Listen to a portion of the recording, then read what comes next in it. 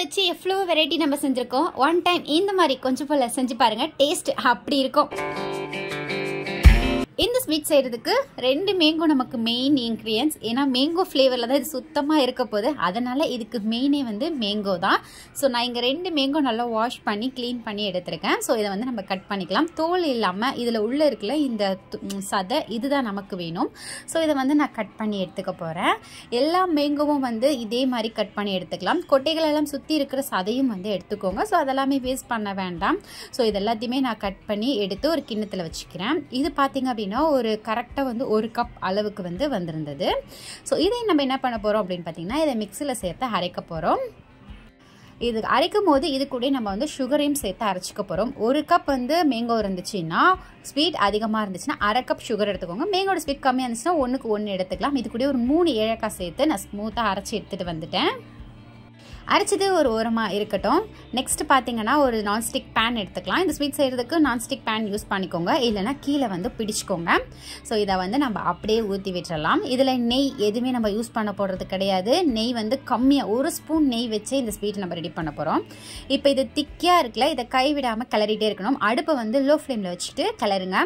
நல்லா கிண்டிக்கிட்டே இருக்கும் போது இது கலர் வந்து டோட்டலி சேஞ்ச் ஆகி அப்படியே ஒரு கண்ணாடி பதத்துக்கு வந்து மாறி வரும். ஸோ இப்போ பார்த்தீங்க அப்படின்னா உங்களுக்கு நல்ல கிளியராக தெரியும். கலர் பார்த்தீங்கன்னா கொஞ்சம் டிரான்ஸ்பரண்ட்டாக இருக்குது. இந்த டைமில் நம்ம துரி வச்சுருக்க தேங்காய் ஆட் பண்ணிக்கலாம். இந்த தேங்காய் எப்படின்னு பார்த்தீங்க அப்படின்னா ஒரு இளம் தேங்காய் சொல்லுவாங்க. ஸோ அந்த தேங்காய் தான் நான் எடுத்திருக்கேன். தேங்காயோட பிளாக் சைடு வந்து ரிமூவ் பண்ணிவிட்டு இதை வந்து மிக்ஸியில் கட் பண்ணி நான் அரைச்சி எடுத்துருக்கிறேன் இந்த மாதிரி. சரிங்களா? இதை வந்து இப்போ நம்ம என்ன பண்ண போகிறோம் அப்படின்னா, இந்த மேங்கோவோட சேர்த்துருக்கோம்ல, இதை கிளறி எடுத்துக்கலாம். இது பார்த்தீங்கன்னா கரெக்டாக 1 கப் அளவுக்கு தேங்காய். இதையும் சேர்த்து நல்லா மிக்ஸ் பண்ணிக்கலாம். தேங்காய் வந்து திப்பியாக இல்லாத அளவுக்கு வந்து பார்த்துக்கோங்க. ஈவனாக மிக்ஸ் பண்ணுறதுக்கு நமக்கு கரெக்டாக இருக்கும். கொஞ்சம் நேரம் நம்ம கைவிடாமல் கிளறிக்கிட்டே இருந்தோம் அப்படின்னா கொஞ்சம் லூஸ் ஆகி தேங்காவும் அந்த மேங்கோ ஃப்ளேவர் வந்து மாறி அப்படியே கலர் டோட்டலாக சேஞ்ச் ஆகிடும் ஒரு எல்லோ கலரில்.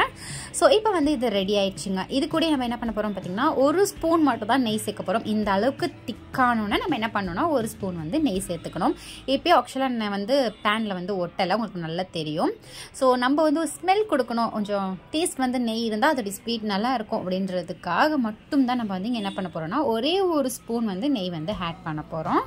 நம்மளுடைய ஸ்வீட் வந்து இந்த பதத்துக்கு வந்தோன்னு தான் நம்ம வந்து நெய் ஆட் பண்ணோங்க. அப்போ ஏன் நம்ம நெய் ஆட் பண்ணுறோம்னா இந்த மாதிரி கொஞ்சம் ஸ்டிக்கியாக ஒட்டிக்கிறதுல, ஸோ இந்த மாதிரி இருக்கக்கூடாது அப்படின்றதுக்காக 1 ஸ்பூன் வந்து நெய் ஆட் பண்ணியிருக்கேன்.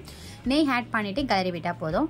நீங்கள் நெய் வந்து அதிகமாக ஆட் பண்ணால் ஜஸ்ட் 1 ஸ்பூன் இல்லைனா 1 டீஸ்பூன் வந்து ஆட் பண்ணிக்கோங்க. ஆட் பண்ணிவிட்டு மிக்ஸ் பண்ணி விட்டுட்டோம் அப்படின்னா நம்மளோட சூப்பரான ஸ்வீட் வந்து ரெடி ஆயிடுச்சு. கரண்டில் எடுத்து அப்படியே சர்வ் பண்ணிங்க அப்படின்னா டேஸ்ட் ரொம்ப நல்லாயிருக்கும். கொஞ்சம் சூடு ஆறணுன்னு எடுத்திங்க அப்படின்னா அழகாக வந்து அப்படியே வந்து ஐஸ்கிரீம் க்யூப் எப்படி இருக்குமோ அந்த மாதிரி அழகாக வருங்க. சாப்பிட்றதுக்கும் டேஸ்ட் ரொம்ப நல்லாயிருக்கும். குழந்தைங்களுக்கு மேங்கோ சீசன் முடிய போது, ஸோ சட்டுன்னு இதை செஞ்சு கொடுத்து அசத்துங்க. இந்த வீடியோ உங்களுக்கு ரொம்ப யூஸ்ஃபுல்லாக இருந்துச்சு அப்படின்னா மறக்காமல் இந்த வீடியோக்கு ஒரு லைக் பண்ணுங்கள், ஷேர் பண்ணுங்கள், கமெண்ட் பண்ணுங்கள். வேறு என்ன வீடியோஸ் வேணும் கமெண்ட் பண்ணிடுங்க. நெக்ஸ்ட் ஒரு இன்ட்ரெஸ்டிங்கான வீடியோஸில் பார்க்குறேன். பாய்.